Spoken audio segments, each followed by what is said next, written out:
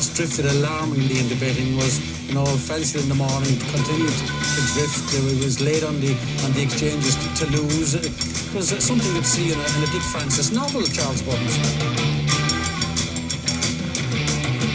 The ground is soft. It's heavy. It's soft on times. It's heavy. Okay. A very warm welcome to the Barsteward's Inquiry Sunday Sermon. Well, we're viewing a tremendous weekend's action of racing at Fairyhouse, Aintree, Sandown, the Tingle Creek. And what better way to go through this week's action and all the events surrounding it, the racing politics side that you all love, and you all love a slagging off, which we're here to do. So it's myself, John Lang, and Chris Lorne Malvo. Good evening, chaps. Hello. Yes, this is it. The good show, this. We're going to get really stuck into things this evening, as we always do. And the first thing is first, the review of the weekend, where we go through the weekend's racing and shit shows of everyone's punting life, which seems to be every day in my world at the moment, and Chris's world, by the way. Chris will verify. Yeah. Things are tough for us right now, aren't they, Chris? Fucking yeah, but I had a shilling for the meter, which I don't know. I've gassed myself, honestly. If anyone wants to lend me a shilling, I'll do it live for likes. Yeah, so yeah, it's bleak, isn't it? It's just relentless seconds, but it is. It does seem pretty hopeless, but there you go. So look at Saturday's job, and I think the best day was today. Of it, we'll save the best till last, which was the Fairyhouse meeting today, which was tremendous. But we'll cover yesterday, and we'll go to Aintree first of all. We can all have a laugh at this one, can't we? The Boyle Sports Many Clouds Chase, the Grade 2 affair. I was told on Twitter, what a good thing Ahoy Senora be, John. John, he could be the next equine wanker, Ahoy Senor, couldn't he? He said in that way, isn't he? Yeah, I mean that first jump was hilarious. It was if it was like he was trying to. I'm not trying to say he's trying to kill himself, but he was. He had it in mind to turn around and go the other way, I think, and he half made his mind up to do that. No. I mean, you've got to call it as it is, and we did so on Friday's show because we said that pretty unanimous. Well, Hoy Senor, very talented, but at the same time, there's a lot of blips appearing. It's almost Goshen-esque in you get these wonderful performances, and then you get this absolute random shit. You couldn't back him after Weatherby anyway, could you? Really? No, not at all. And some people were saying, "Oh, he's a good thing," this and the other. How on earth can you just say that after Weatherby? I don't know. It's a great foresight if you did go in pre-play on how you said and then after the race you must be feeling sick because. Again, the horse is becoming a bit of a disappointment with a lot of flaws and a lot of mental flaws. But the talking point of the race, John, was the old Turbo Boost carrots of the Grand National winner, Noble Yates. Yeah. I think he only did one lap, didn't he? That it was like one. It was so funny. I mean, literally between the second last and the last, I had to pause the replay, and I estimated he was. With about 100 yards to the last, he was about 4 lengths behind Drasher and Ahoy Senor. And then going into the last, he's too clear. It were like Speedy goes, Arriba, andale, hepa. I mean, the commentator said, "Oh, the turbos kicked in, didn't he?" Yeah. I mean, I had this scenario in my head where the commentator was saying, "And here comes the carrots." Imagine if he'd have said that. Imagine if he says, like the carrots have kicked in. The carrots have kicked in. I mean, I'd be tempted if I was a commentator. This is what would get me struck off, but I'd probably say it. Yes, you'd have one. The magic carrots have kicked in. Boom! Yeah. Noble they'd pull you, gone. They'd pull you to one side, wouldn't they, and say, "You're not for us." Your time is your 100 quid. Fuck off. Yeah. I think that's what Racing TV did with Adam Norman. You're not for us. Thanks for your time. Yeah, none of this straight talking. Yeah. We'll call you, but I'm not on the phone. We'll write to you. Yeah. He looked like cut across the middle, though, didn't it? About Turbo. I mean, I thought he'd been hiding behind the TV van and joined on the second circuit. It's unbelievable. But yeah, it was like a quarter horse. It was a quarter horse for one of Bob's into the last. Good old Emmett had got the right feed into Noble Yates to land the many clouds, and then following the many clouds, John, Chris, for us, I think was more pain. Club of Langpain. Jess Keel, unfortunately, couldn't overhaul Ashtown Lad, and you know, another sickening sight. Another sickening. Lovely to see the Skeltons get a winner, though. So I put aside any personal disappointment I had, and I sort of applauded loud. Banging saucepans outside the house, I was delighted for them because they need the money, don't they? They need the money. Not the 400 quid I'd have got. They need the money more than I do. So lovely for Darren Yates too. He spent a lot of money in the game, so it's always nice to see him have a winner. So hip hip hooray! What did you think to Jess Keel? I thought he had every chance to get past and probably didn't show the necessary gumption. I didn't like the wandering because, I mean, obviously being a Betfair and running player, obviously my layouts got matched at odds on. He certainly looked after jumping the last that he was gonna pick him up, and then I didn't like on the towards the elbow that he wandered both ways, right, left and right, and I don't know. He wasn't unlucky, was he? You couldn't say, "Fuck me, aren't we unlucky?" I think it's that euphemism. May have his own ideas about the game because you're right. He did sort of zigzag a little bit down the run in. You're disappointed, but you couldn't call him unlucky, could you? I mean, he's beaten on merit. I mean, it's harsh to say something that's a horse that's 6 wins, 6 seconds, and 3/3 from 18 starts doesn't try. But maybe the wandering around was just tiredness. I mean, it could have been.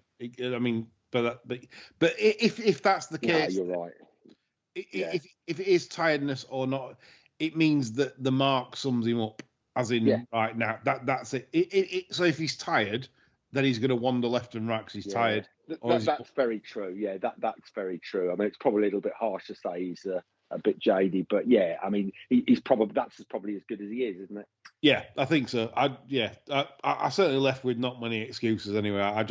Apart from possibly he was probably ridden a bit too chilly. Again, after the Grand Theft, I thought the opening trip, I thought they might ride him a bit more forward, you know, and just have him a bit closer, you know, not too much closer, but you know, not so you have to make 20 lengths up. And I don't know. That's the only thing I'd have said. But it's like John tweeted and said, you know what's going to happen? Like 33s in Grand National and pisses up in Grand National. Yeah, just hard held. Just to rub salt in the wounds. Yeah, you know, laughing at the judge. We know how this game goes. Nice bit of spring ground, you know. Yeah. Oh, he's improved for the spring ground. Yeah, thanks for that. Yeah, quite right. Lovely. Well, we're delighted. Yeah, thrilled. Sandown Saturday. I mean, we'll just cover the 2 races that probably need looking at, which is the Henry VIII Novices Chase and John Bond dispatched Boot Hill with just absolutely superb, a superb display. Really good closing sort of sectionals up the hill. Suggests to me that he's already at Arkle winning level right now. Obviously, Boot Hill did a lot right again yesterday, but he'd be 150 on that performance. So John Bond would be probably 160 now, John?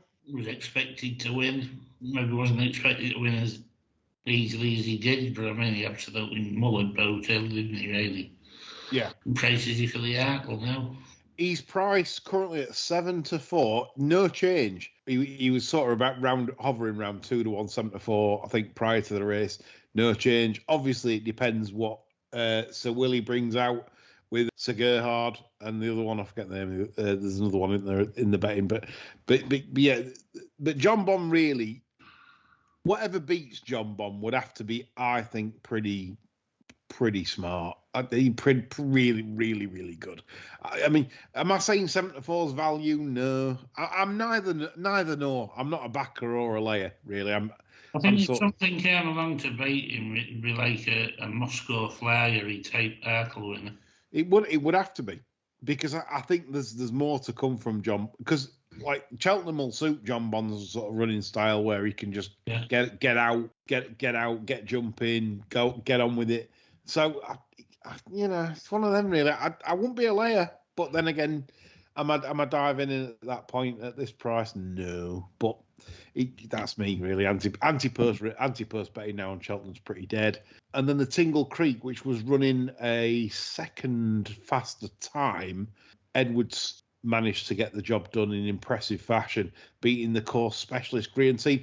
And the confirmation, John, that Shishkin is probably dead. Yeah, I think so. It looks a horse completely out of over racing to me. Yeah, and the reason I say this is down the back he was being niggled, and you could see that Stonehands was never happy, and I think the old and a few listeners have pointed this out on your questions thread that the race with an Ergamine probably has finished him, hasn't it? Oscot's got a happy knack of finishing Popeye's 2 milers, hasn't he?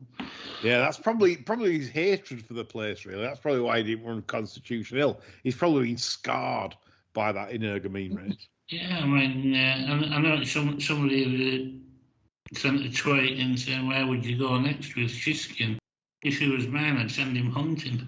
Yeah, I think so. I think if anyone's keeping the faith with Shishkin, thinking this horse is going to come back to any sort of like top class level, I really think you need another job. It's not going to happen. He's done. The horse is finished. I'm on about the level we're talking about, Grade 1. I mean, yeah, the horse could still run to probably 140, 150, no problem on the Billy Idol. But what I'm trying to say is that any campaign now for Shishkin, you just, if you campaign him at this sort of level again, he's just going to get more sour, isn't he? Yeah, I mean, if you drop him down a bit and go into handicaps or whatever, I mean, he's going to be giving months away to potentially horses that's on the up. If he started getting beaten them, he'll just get sourer and sourer. As I say, the only idea I would have would be to send him hunting for a bit and hope that revitalised him. Because I don't see how a training regime and a racing programme at the minute's going to do him any good at all. Yeah, I think it's completely mental with Shishkin, and that's like Edward Stone, John. The dull Edward Stone, according to... A dull, yes. Matt Chapman. Was it Matt Chapman said a talented, but was it dull? But dull. Yeah. Jersey, yeah. I mean, he must want the horse doing a 28-day comedy tour around various venues of the UK or something like that, Yeah. End of the pier shows, isn't it? Yeah. That's what, I don't get his comment really. I mean, I know what he means though. I mean, we've said it before that some horses don't excite the imagination, but maybe it's a trainer whose ass he can't crawl up and get a cringe-worthy interview out of. that could well be it. Well be it. Right, we've gone to Sunday then, where the real action took place. The Irish leading the way as always in terms of national racing and what it's about. And there's a rumour, folks. By the way, I've been told off a really good source. I can't name him, but he's high up in the media, sir. He says that the racing TV deal with Ireland is not in the bag, right? Despite it being announced that Racing TV are going to continue Irish coverage, apparently the smaller Irish tracks are really kicking off, and they don't want Racing TV coverage because naturally they don't get the... I mean, when At the Races covered Ireland, they gave it a lot more boot, didn't they, than what Racing TV do? Because predominantly Racing TV get a lot of clashes, and I don't think they spend a lot of time with Ireland. And I mean, Racing TV are tight, aren't they? They could easily put another channel on Sky, but not even that. Rent one off another channel that's shit. Some kind of surfing board channel. The ones. They did it on Boxing Day. Remember last year on Boxing Day when there were loads of meetings, they put the Irish on some fucking random shit channel, Free Sports or something. Water Polo World. Yeah, Water Polo World. Right, so you rent Water Polo World, and give the Irish proper coverage. So the Irish people that are watching Irish racing don't give a fuck about Kempton and all that shit. They want to watch their stuff, Limerick and that. So you give them what they want. So that's why. So the Irish tracks are kicking off, the smaller ones anyway. They're saying no, fuck this. We don't want racing TV. They're a load of gonads. Which I agree. Irish racing is better off with ATR for the simple reason that they will get better coverage. And they will get people, they'll feel like they're getting, even though the pictures probably on racing TV are better. We're back to the sepia pictures, aren't we? Yeah, the racing TV pundits are probably on the whole better, but not just for Ireland, because we've just nicked Ireland's pundits anyway for racing TV are just moved over from ATR, so it's not a case of that. So interesting times ahead for Irish racing, but today, John, we kind of enjoyed this Fairy House meeting, didn't we? Just in terms of coverage, and it just felt like racing coverage of the past, didn't it? Well, compared to like the squalor that ITV are serving up at the minute, squalor. You feel. I only laugh because my mother used to use that word when she used to look at my room as a child. She said, "How can you live in that squalor?" And that's probably the only ever time I've heard it said is tonight. Squalor. I love that. You just feel more engaged with their coverage because it's people that actually care about what's happening on the track and are interested in what's happening on the track rather than when the check's going to clear. Yeah, I get that feeling. Yeah, that's the kind of feel I get with the Irish coverage. Everything about it, the crowds just seem more involved. I don't know. More authentically, isn't it? It's a cheesy word, but it's much more authentic because racing is such part of the culture in Ireland, that people actually genuinely love it and aren't just taking the shilling to stand in front of a camera and sort of parrot an auto cue. So, it's a much more authentic experience because you're right, they actually genuinely give a shit about what they're seeing and they genuinely care about what they're seeing. Yeah. John, it's like like Brian Gleeson. Like your point with Brian Gleeson. Yeah. He's relatively normal when he's on the Irish coverage. And then he comes over onto ITV and it's like somebody shoved a £5 bag of coke up his ass. Yeah. Talk shit for an hour and tells you about a play he's right. That to me, that illustrates the difference in the coverage. Yeah, totally. Yeah, totally. I mean, Brian Gleeson is a classic example. You're right. He's kind of playing a character when he comes across here for the Cheltenham stuff. He's always trying to kind of mature again. Cantor season, isn't it? Yeah, it is. That's the more end of the pier stuff again, isn't it? You're right. Yeah, he's playing a character. Whereas when he's in Irish team, he doesn't. He dials it down considerably, and I think he's more authentic. Okay, the coverage today then we've rated. We enjoyed it. And the Bar 1 Racing Price Boost Juvenile Hurdle was won in impressive fashion by the dreadful Richie Mullet team, Lossymouth. Very impressive. A filly, but it's quoted, John, right? She was impressive. But listen to this. Quoted at 4-1 favourite for the Triumph Hurdle. Anti-Perth dead, isn't it? Well, if you're having a bet on that, really, you want your bumps failing, don't you? I just looked at that and went, Christ. Imagine how many juvenile races there are to come this season. You've got Leopardstown at Christmas. You've got there's some in England if you care about them. But in general, there's so much more juvenile things to see that 4-1 favourite at this stage. I mean, Christ. I mean, unless the race cuts up massively, how shorter could that be on the day? Obviously, I mean, she might turn up at Christmas and then win by 20, and then it's 6-4, and then everyone's laughing at me. But I'm just saying, at this stage, you can't want to late, can there, at that price? I mean, 4-1, Jesus, for the dirty bet, bright man, and the mullet. Will the mullet be out? Well, everyone might be wearing mullets, John, instead of the scarves come March. Has he still got the mullet? I didn't see it today. Is it still in evidence, the mullet? I don't know. I didn't see it myself, but yeah, the old mullet. It might be an extension, like that daft bent Isabel Oakshott wears on the politics shirt. Could be a hair extension. Yeah, could be. A weave. Could be a weave, couldn't it? Slip on. Yeah, from Claire's Accessories. Yeah, £3. Yeah, I've never forgiven him though for what he did with BetBright, and he set a precedent for online bookmaking really, where he decided to not honour anti-post bets as his firm went bust, and that's obviously set a precedent for other firms to do exactly the same, and to rip punters off. So I don't like Rich Ritchie. I hope his horses never win. Can't have him. So there we go. The Porterstown, John, you noted punitive getting the ride of rides. I thought Gainford was absolutely fantastic on that horse. Yeah. He didn't panic when he got shuffled back, turning in, and gradually worked his way to the outside.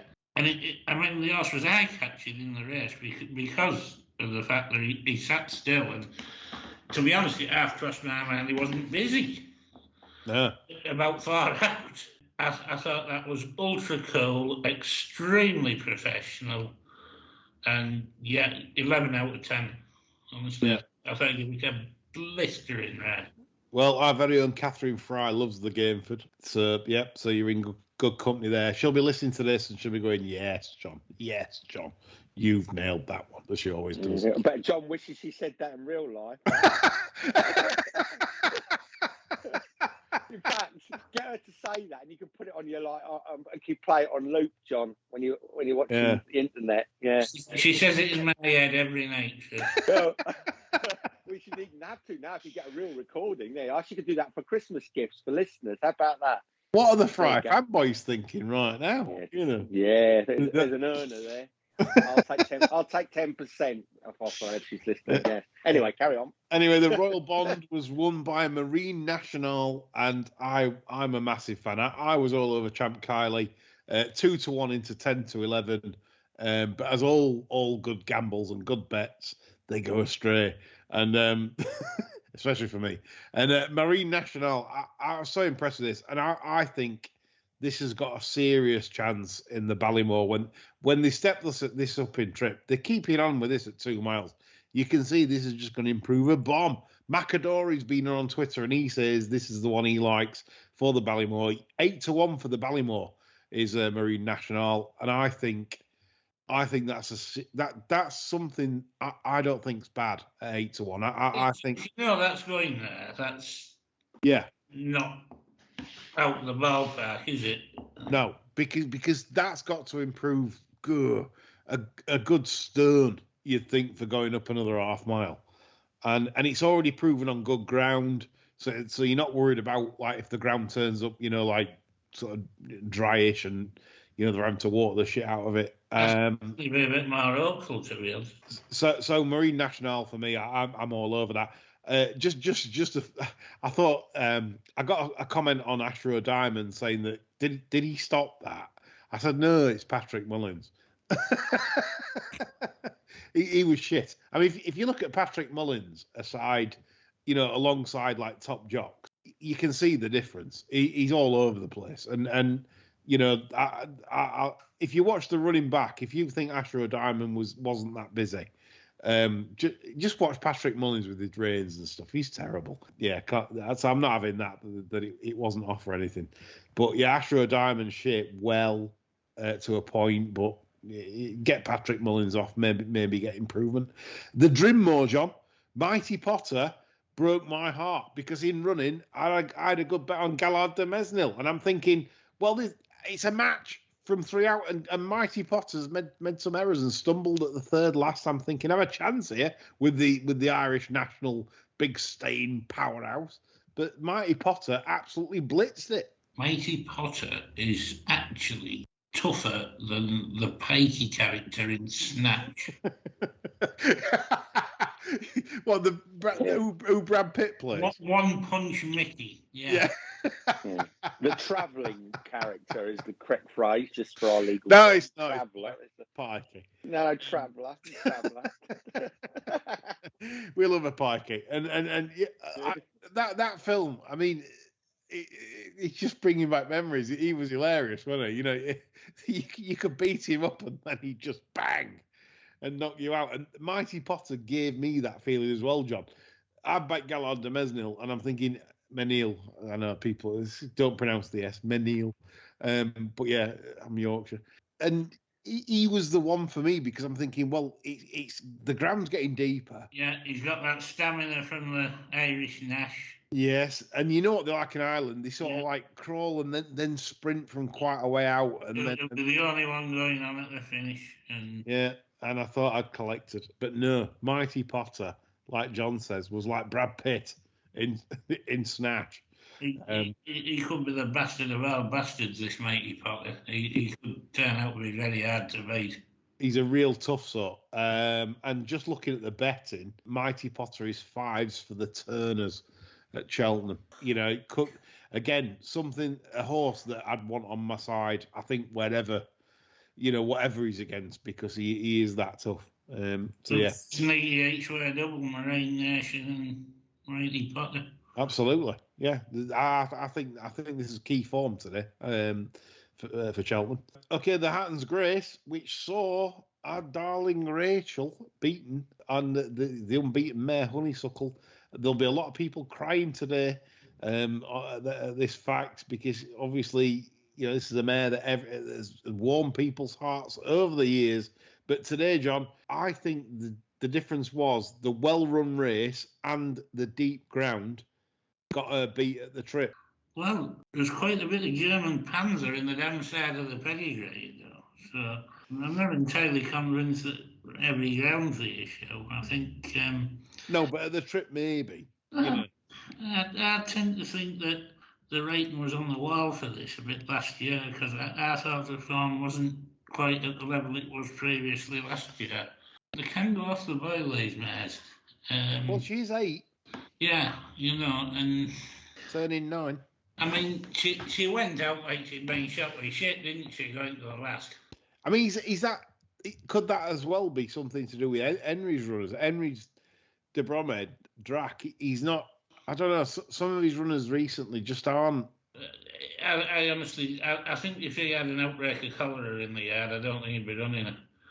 I honestly think the rating's on the wall for her. The level of form there is, I mean, with the weight allowance as well, the fact she gets £7 mare's allowance from Tiapu and Classical Dream puts her probably on about the 150 mark today. So it's not really good, is it? In terms of Honeysuckle, and the bookmakers have reacted. She's now 8-1 for the champion and 5-1 for the mares. And how could you back her for the champion off that? I know. And also, people are saying, well, she'll probably go for the mares now and duck the champion. But even so, like 5-1 for the mares. I mean, you're not running and jumping and taking that, are you? Unless she showed a massive resurgence in the farm, I wouldn't be running her anywhere, because you only put spots on it, aren't you? Yeah. Constitutional now 2-5 for the champion hurdle after Honeysuckle's reappearance. 2-5 is the Constitution for Chemical Nicky and Michael Buckley. Something to rise from the ranks, don't we? We do. Okay, so yeah, that was the Irish fair today, all the big races and the market movers. So we're going to move on the show now for the rest of the show, where we just talk bullshit and hammer people for nothing, really. And so one of the first articles I'm going to talk about is, well, not necessarily an article, but Graham North, Timeform's, well, I don't know if he's formally time. I don't know if he's still Timeform actually, but he's a jumps times man. He's a good old follower of the show, and he pointed me to a post from good old Tex Norman, who's Erskine Murphy's jockey guy, and it was a funny post because it was constitutional last week.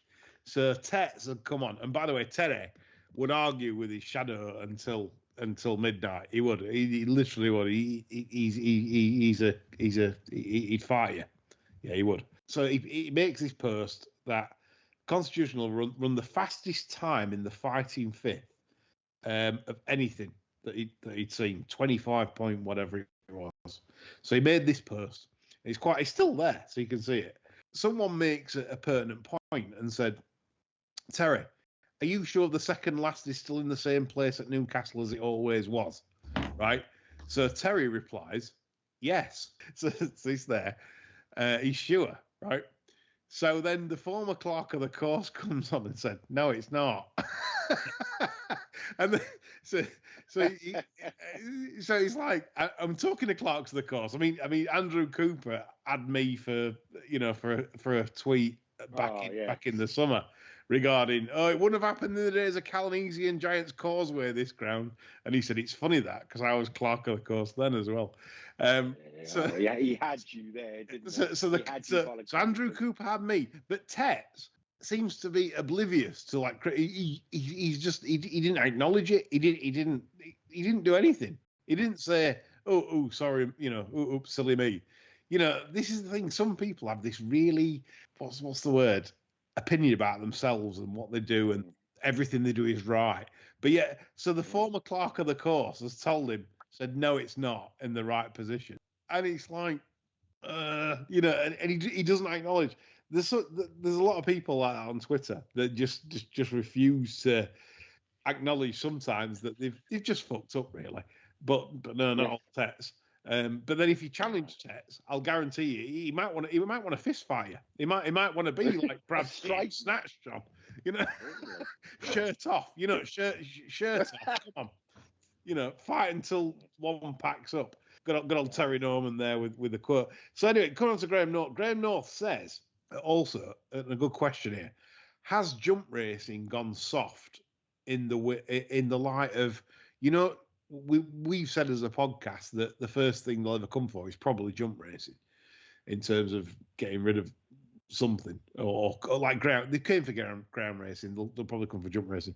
So Graham North said, are the fences, have they been doctored in any way, like the Grand National course has? Have tracks started like not packing as much birch in there? Have they lowered the size of the fences? Because there seems to be less fallers these days. Unlike me and Chris, that back lots of fallers. All the time. Yeah. I did the stats on this. 2010 to 2015 fallers. There was 92,769 chase runners in that period. 4,801 fallers. 5.18%. That's 2010, 2015. 2016, 2021, 86,967 chase runners, 3,674 fallers, 4.22%. So it has dropped markedly on that sort of data sample size. What I find more shocking, though, is there's like nearly 6,000 less runners over chasers in that time period. That I find that quite weird. Any reason for that? Why there'd be 6,000 less chase runners between 2016 to 2021 than there would be from 2010 to 2015? Any thoughts on that? Well, I think we're just getting less and less with the horses, aren't we? And the smaller fields might explain the less fallers. Well, John, I thought of that because naturally in the data, when you have a faller, and if you've got bigger fields, another horse can put you off, can't it? It can jump across you, and then you lose your stride and then fall. So it might not necessarily be the fences. It could just literally be the field sizes. Smaller field sizes mean you've more space, like to jump. It's going to be harder to jump a fence if you're crowded or more crowded. So maybe that's it. Maybe that answers it rather than like the fences or necessarily anything else. But it's an interesting thing that there's less fallers, but yet me and Chris get more fallers, don't we, Chris? Yes, we do. And that needs a bit of analysis on its own. Maybe we're just terminally unlucky people. Have you ever thought of that? Yeah, we are. But then again, if it is that, I mean, we know what we've done. We know what they've done to the national course over time. And John, you even said today to me, by private chat, you said, look at the national course in the 60s, and the first fence is bigger than Beecher's now. Yeah, well, it wasn't actually the 60s. That was that was the 1929 running. Was it? I thought 60s. When we had 66 runners, because we were talking about safety limits, weren't we? Right, yeah. But the first fence there was a more pronounced drop than there was at Beecher's last year. Which, I mean, we are where we are with the National now. I mean, to me, the National is a liability. I'd do away with it because it adds nothing to the racing programme now. It's not a unique race anymore.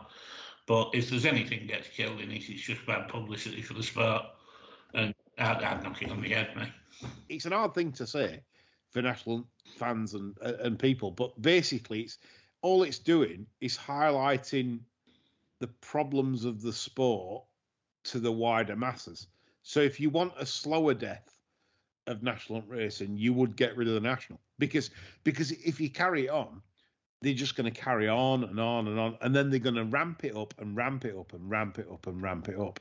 And we already know racing has no backbone for defending itself. And we know it's never done anything for the sport because betting's always declined for the last 25, 30 years, hasn't it? You know, It's getting less and less and less betting on horses and following racing. Yeah. So it's not bringing your people in. No, it's not. And coming back to the point I was going about the Graham North made about less jumpers seem to be falling nowadays. If they are bringing things in like lower fences and this, that, and the other by stealth, and by the way, there's a lot going on by stealth these days in the real world and in the racing world. Cashless on race courses, that's brought in by stealth. No one announces it in a blaze of glory, right? You just find out on the day. By the way, this race course is cashless. You know, everything's by stealth. And Colonel Braxton's been on. He says, how soon before we have 9 a.m., 10 a.m. race starts in the UK? Well, I'd start that off by saying not very long, because have you noticed, chaps, they've already got the 9 race cards in on the all-weather, right? So when have we had standard 9 race all-weather cards? We never have, ever. You know, COVID sort of brought in certain larger race cards. Programs, and programs. But they literally are now taking the piss, because the 9 race cards appearing now to be standard or getting towards standard, and they've brought that in by stealth. That's not something that's been announced. Right, we're going to do 9 race cards on the all-weather. Soon it'll be 10, and then 11. You talk about stealthily. I think we'll bring that in on a Saturday morning initially. Yeah, it could be like the old Haringey back in the day. You know, the old dogs. You know, that's starting at 11 on the Saturday. Well, I think you could have Southall kicking off at 10:30 or something like that, you know. They've done it before with banded and stuff, but banded racing, it really doesn't have much appeal. You know, like 45 to 50 horses, it's really, you're struggling to bet on that. But I can definitely see, like, and I've said this scenario will happen where we start racing at 10 a.m. on a day, with say a couple of meetings starting at 10 a.m. and then maybe 3 meetings start at 2 p.m. and then a couple of meetings finish the day off from 5 p.m. until sort of 8:30. I can see this happening, and that's Big Corp. That seems to have taken over. Entain, Denise, the Stoke Slut, and Flutter. that are directing the way forward for British racing. For me, in the way no one wants, but on the people that want it are the Big Corp and the junkies in the betting shops that they want to feed and keep feeding to their sort of requirements and maybe addictions in some cases, which is quite sad. Okay, so talking about that then, and leading in from that, Tutaku put a good post about how does one go about getting appointed to either the flat or National Hunt BHA committees, and why are there so many media broadcasters involved in these committees? And I'll point this out because I did have a look at this. You know, he sent me this document, and looking on the flat pattern committee, right. Lydia Hislop is chair. We can't say anything about our Lydia. She no, never. We can't do that. No. Like Caesar's wife, she is beyond reproach. And she'd absolutely butcher me in the public domain. Yes. And we've got the likes of Gina Bryce, Rishi Prasad. I mean, who else? I'll go down the list. So the list is Lydia Hislop, Emma Berry, Gina Bryce, Andy Clifton, Simon Crisford, William Haggis, The Shirt, Rishi Prasad, Maddie Plale. Fucking joking, aren't you? Maddie Plale. No, you're having a game. Julian Richmond Watson, Nick Smith, and Nicholas Wrigley. On the jumps pattern committee are Hopper Cavendish, chairman. Who?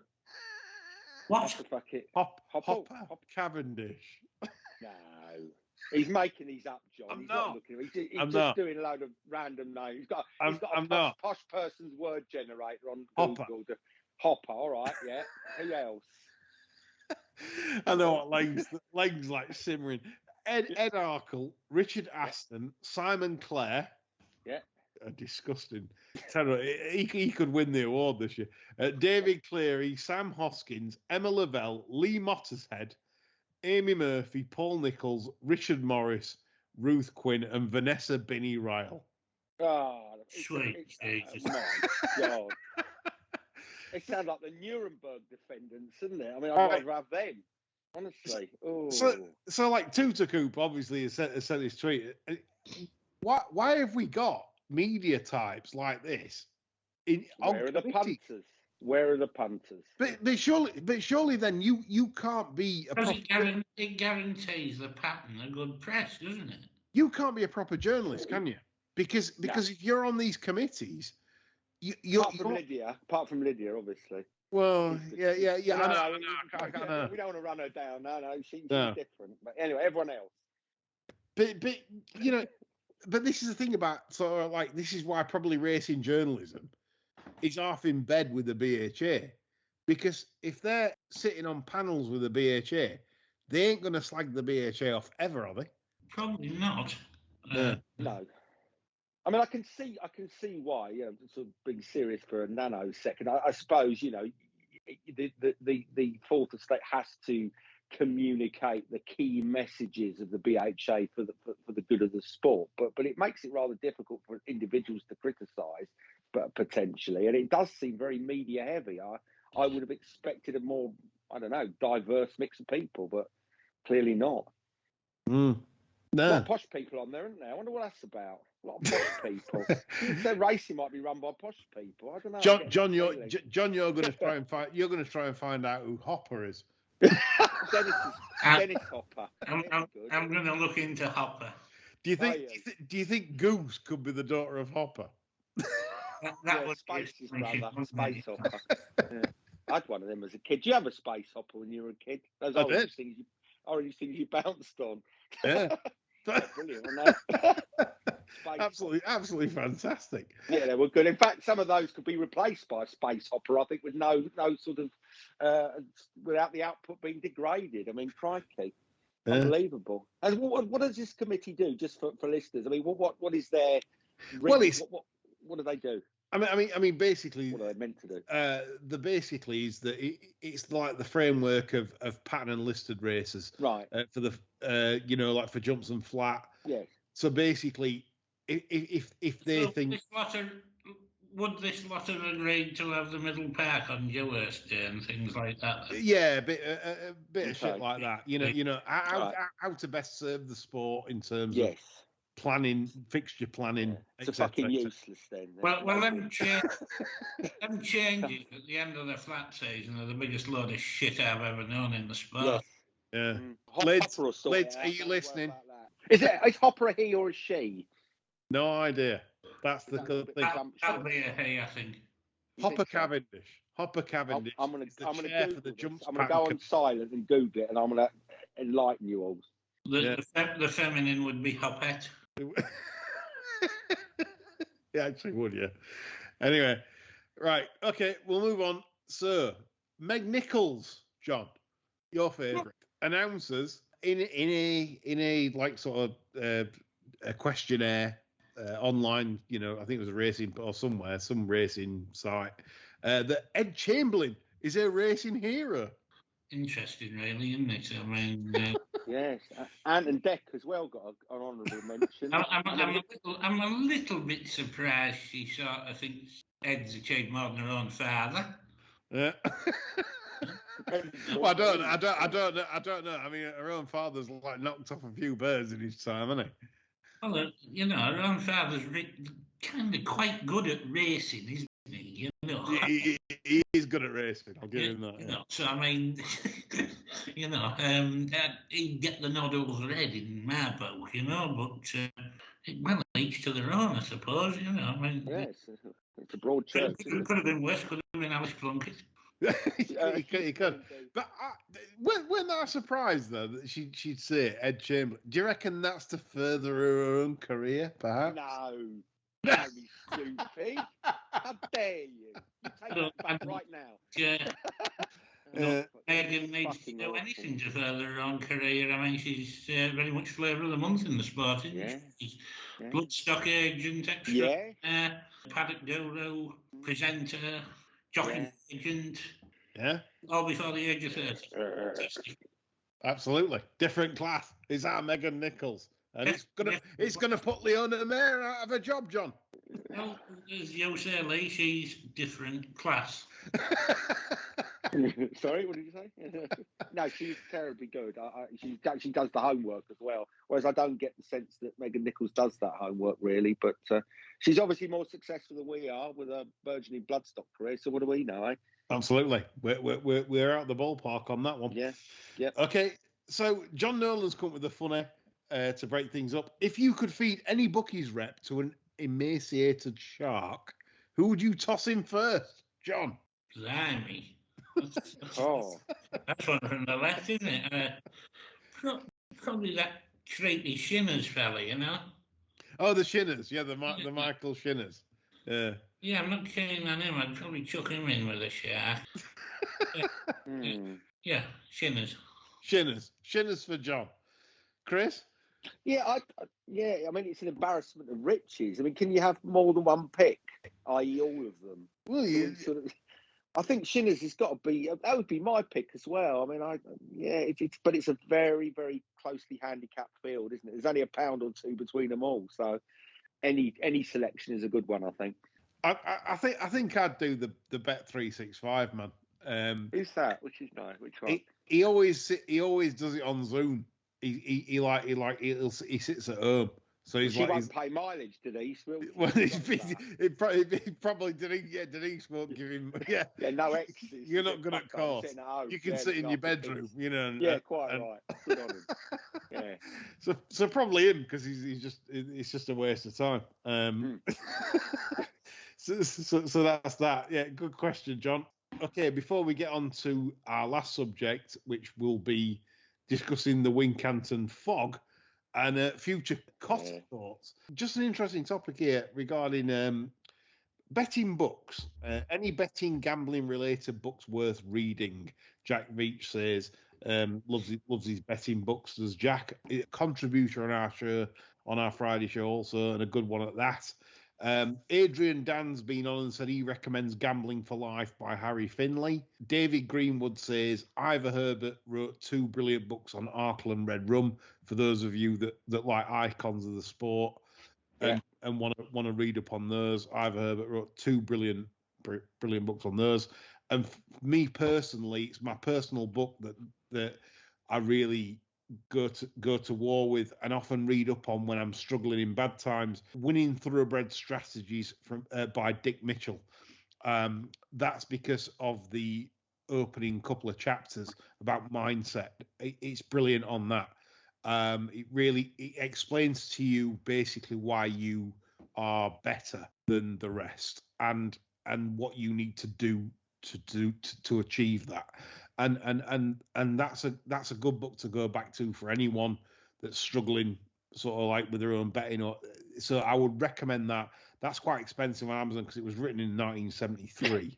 Well, that's the irony, isn't it? You can't afford, if you're going to skint, you can't afford to buy it. I mean, the cheapest. I like I say, I've got my copy, but it's probably 30 quid plus on Amazon because of the lack of copies. But honestly, if you read the mindset on that, you will do yourself a lot of mental good as well in tough times. So that for me is a go-to. John, Chris, any books that you two recommend? Well, I've sort of mentioned Mark Coton before. I mean, I've done it to death. I mean, he's it's not a how-to guide particularly, but what he does is he sort of sums up the impotent rage that punters feel with bad beats. I mean, he tells the story of how he's got a great, a good thing at 12-1, and in the days before mobile phones, he goes to the call box and he picks it up, and they ask him for his account details, and he can't remember his account number for his betting account. And of course, it lags up at 12-1. And it's full of those kind of anecdotes. So if you want something that's quite light-hearted and very well written, anything by Mark Coton, I think, is definitely worth a look.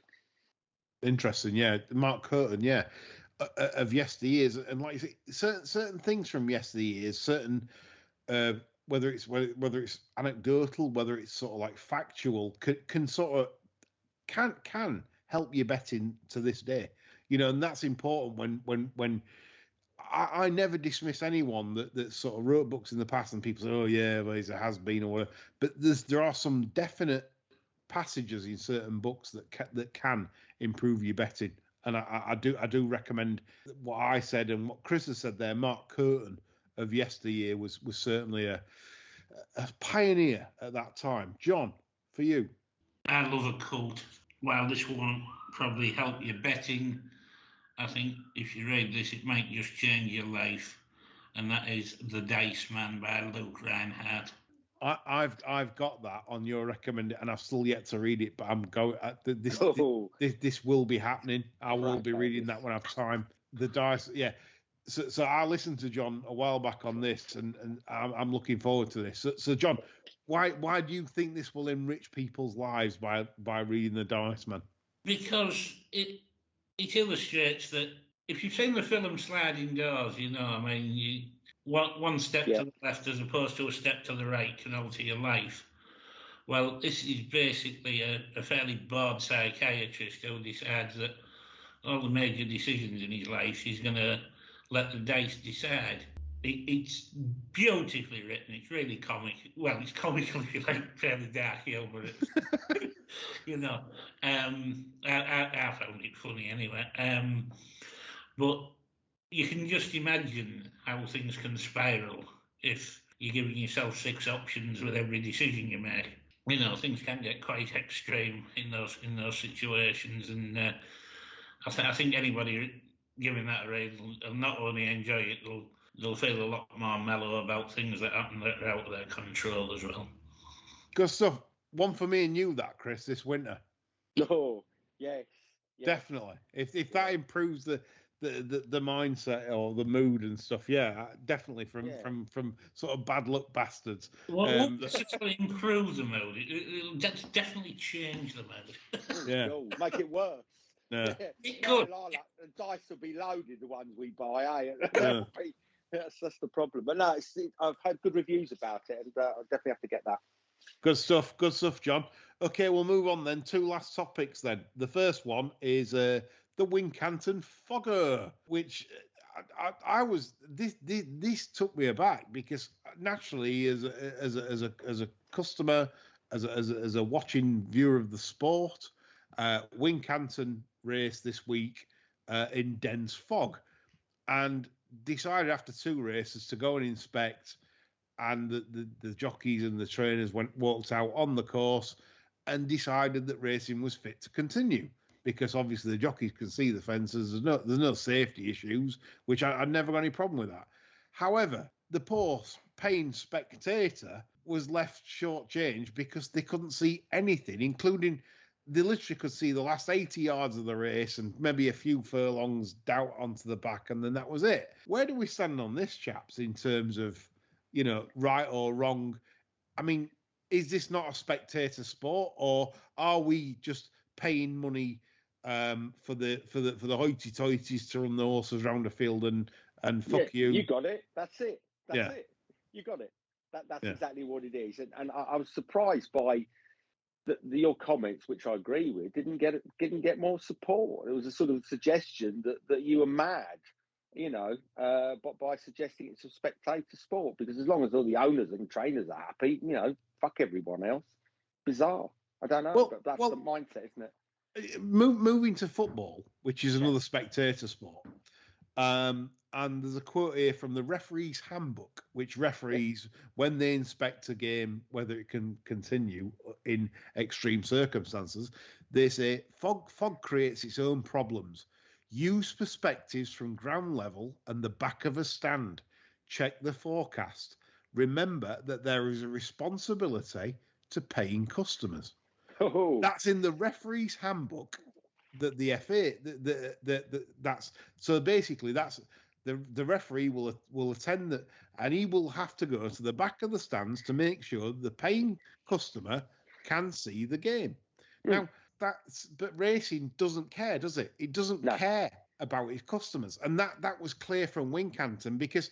And not only does racing not care, racing TV doesn't care because the idiot producers decided to go split screen with the only two meetings you could see. Well, it was split screen with Market Raisin, and it was like a bank of fog on the right, and it was and Richard Oils just saying next to nothing for half the race, and then it was so you got shortchanged on the split screen, and it was an absolute farce. And this is the thing. This is where racing falls down every time. And yet I was surprised on Twitter to be challenged by a username called Pinzer and Simon Knott for saying, I'm surprised that you C-bomb droppers, fag smokers, that you... True though, isn't it? Well, C-bomb droppers is in my... I'm both, though. So yeah. But I mean, and the thing was, though, and look, Simon not every right to have a go back and say what's up, but I'm telling him now, don't tell me that you as a punter you would pay to turn up and watch a race meeting with fog, because I would go to Wincanton straight away and say I want my money back. I'm going out the track. There's no point me standing here for the rest of the day. There's none, zero.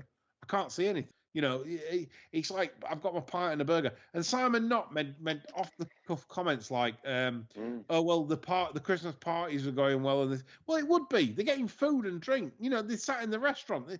They're not going to say, "Well, I don't want the food and drink that I've paid for." And like on a what am I going to do? Walk out? And so, you can't fucking see where you're going. There's too much fog. So you might stay in there. But my argument is this then. So and then Pinzer is replying on the threads and saying oh, it all worked well. The track management said it was safe. The jockey said it was safe. It all works well. Blah blah blah. How well does it fucking work? You can't see a thing. I mean, it's just people are just mentally ill. There's no wonder racing. Ask the punters in the betting shop. To see whether they're happy to have a grey screen, but people forget about that. And it's right what you said at the beginning. People, always fall into this mindset. And, Simon does a lot of good content, but obviously he's building a career for himself in racing. He doesn't want to piss people off because he relies on engagements to do what he does. But the bottom line is, before all that, when he was a punter, do you honestly think he'd be saying, it's great, I can't see anything? Of course not. And no one agrees. Well, I mean, nobody does. For people supporting it, I'll just say, well, have more fog then. Let's have some fog machines. Let's do a Cheltenham enclosure. It's called dry ice. It's called the Cheltenham Fog Enclosure, where you get your own room and you get your free drinks and you get your party and your free pies and your free buffet, right? But you've got to watch the race blindfolded. That is the blindfolded club. That's the rules. That's the rule. Put it on. Yeah. You have to put your blindfolds on. Why? Because it's fog. You're in the fog club. I mean, people talk so much shit. It's unbelievable. John, what's your view on this? Well, personally, rather than Wincanton, I'd rather watch fog. John says he'd rather watch fog than watch jump racing. Midweek jump race. He doesn't do his part. I did have a couple of thoughts on the other portion, of course. The tirade from Mr. Knott.